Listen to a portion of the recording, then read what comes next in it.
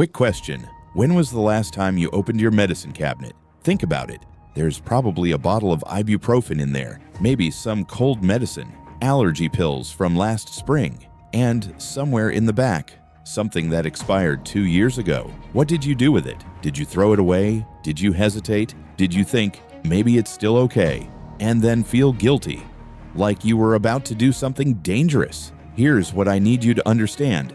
That moment of hesitation, that guilt, that fear, it might be based on something that isn't entirely true, and the reason you believe what you believe about expired medicine has almost nothing to do with science. Let's start with something you've probably never thought about. Before 1979, medicine in America didn't have expiration dates. That's not a typo. For most of American history, drugs simply didn't expire. Not officially anyway. Then in 1979, the FDA passed a rule requiring pharmaceutical companies to stamp an expiration date on every single medication sold in the United States. Prescription drugs, over-the-counter pills, everything. Sounds like common sense, right? Obviously, medicines don't last forever. Of course, there should be a date. But here's where it gets interesting. The expiration date on your medicine is not the date when the drug becomes dangerous. It's not the date when it stops working. It's simply the date until which the manufacturer guarantees full potency, usually 90% of the original strength. That's a legal promise, not a scientific death sentence. And here's the part that's going to bother you. The FDA doesn't require drug companies to test what happens after that date. There's no rule that says, figure out how long this stuff actually lasts. So pharmaceutical companies test for 1, 2, maybe 3 years. They prove the drug works that long. They slap on an expiration date, and that's it. They never check what happens in year 4, or year 10, or year 30. Why would they? They're not required to. And testing costs money. And here's the uncomfortable truth nobody wants to say out loud. Every time you throw away expired medicine and buy a fresh bottle, somebody makes a sale. In 1985, the United States military had a problem. They had warehouses across the country filled with billions of dollars worth of stockpiled medications, antibiotics, painkillers, emergency treatments, all sitting on shelves, waiting to be used in case of war or disaster. And every few years, those drugs would hit their expiration dates. By the rules, the military was supposed to throw them all away and buy new ones. We're talking billions of dollars, gone, destroyed, replaced. So the Air Force asked a simple question that nobody in the pharmaceutical industry wanted to hear. What if we just tested these drugs? What if we found out whether they actually went bad? In 1986, the FDA and the Department of Defense launched something called the Shelf Life Extension Program, SLEP for short. Here's what they did. They took medications that were about to expire and ran real laboratory tests on them. Potency, purity, safety, the full battery. What they found changed everything. In a landmark study published in the Journal of Pharmaceutical Sciences, researchers tested 122 different drug products, over 3,000 individual batches. The results? 88% of those medications were still perfectly good, not just a few months past expiration. We're talking an average extension of 66 months. That's 5.5 years beyond the printed date. Some medications showed a maximum extension of 278 months. That's over 23 years. Let that sink in.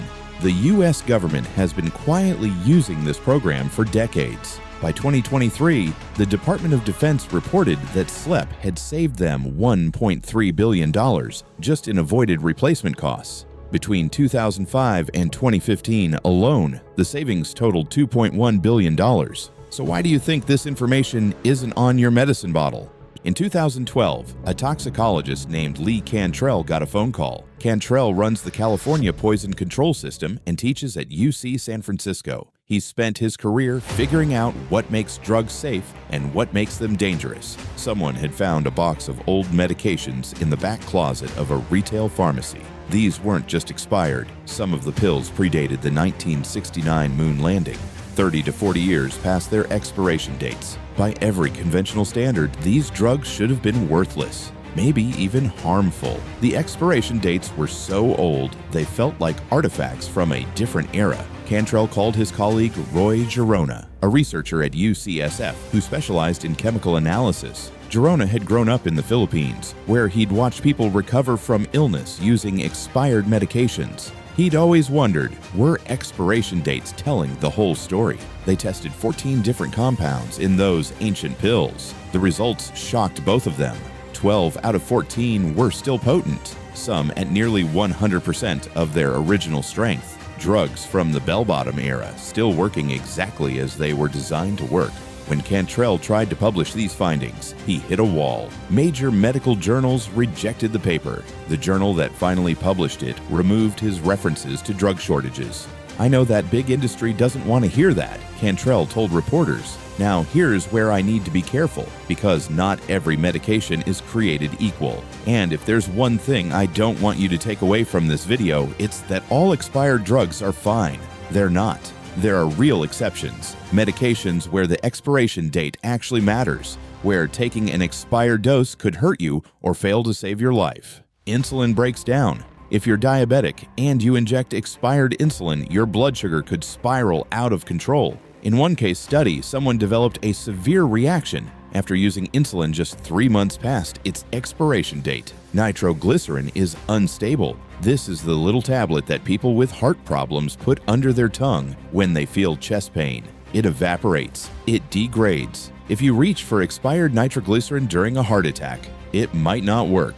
EpiPens lose potency over time. If you're having a severe allergic reaction, anaphylaxis, every milligram matters. Studies have found that expired epinephrine autoinjectors can retain 80% or more of their strength. But more than nothing isn't the same as enough to save your life. Liquid antibiotics can grow bacteria. Anything in solution, anything you have to refrigerate after opening, is less stable than a solid pill. And then there's the one drug that actually became toxic after expiration, tetracycline.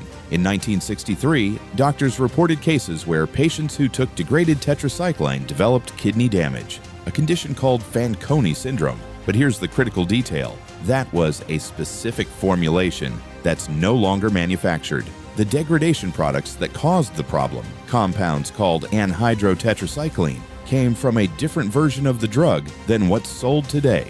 There hasn't been a documented case of kidney damage from modern expired tetracycline in decades. As Poison Control states directly on their website, many years ago, expired tetracycline was associated with toxicity, but those products have since been taken off the market. So if most medications stay potent for years beyond their printed dates, if the military has known this since 1986, if scientists have proven it in peer-reviewed studies, why are you still being told to throw away expired medicine? There's no conspiracy here, just economics. Drug companies are only required to test stability for a few years. Testing longer costs money, and if they prove their pills lasted 10 years instead of 2, that's 8 years of repeat sales they'd never make. As one researcher put it, pharmacists and researchers say there is no economic win for drug companies to investigate further. They ring up more sales when medications are tossed as expired by hospitals, retail pharmacies, and consumers despite retaining their safety and effectiveness.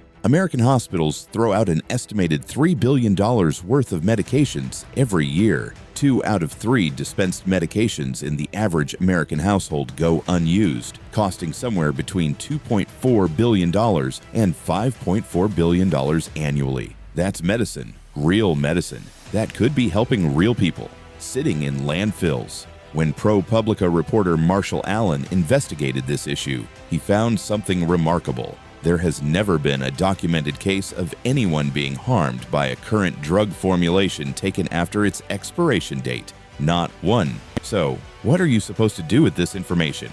First, don't gamble with critical medications. If it's insulin, nitroglycerin, an EpiPen, or liquid antibiotics, respect the expiration date. When seconds matter, probably still okay isn't good enough. Second, stop panicking about everything else. That bottle of ibuprofen that expired 6 months ago, probably fine. The allergy pills from last spring, likely still working.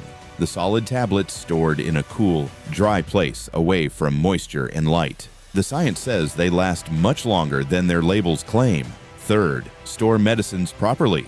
Heat, humidity, and light are what actually degrade medications. Your bathroom medicine cabinet, ironically, is one of the worst places to keep medicine. A bedroom drawer or closet shelf is better.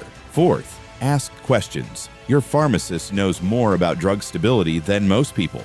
Don't be afraid to ask whether something is truly dangerous versus just past its legal guarantee date. And finally, recognize what's actually happening here. You've been taught to throw away medications based on dates set by companies with a financial interest in selling replacements. The government's own data shows those dates are wildly conservative, and the result is billions of dollars in waste while medication prices keep climbing. That bottle in your medicine cabinet? Open it. Look at the date. And now you know something most people don't.